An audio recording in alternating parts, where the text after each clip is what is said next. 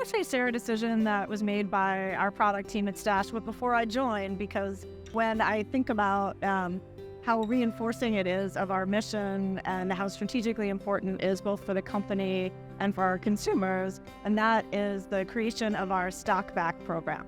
So we have a debit card that we issue to consumers who keep cash on the platform.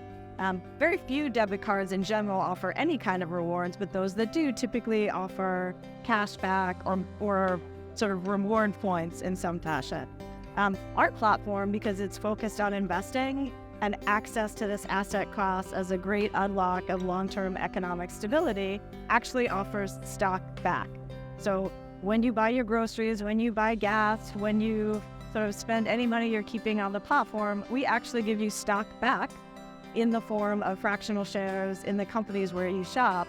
And it's just an incredible reinforcing mechanism that says, just by spending the money you would normally spend, you're contributing to your long-term economic security. I am Liza Landsman. I'm the CEO at Stat. Catch me on the Marketer of the Month podcast.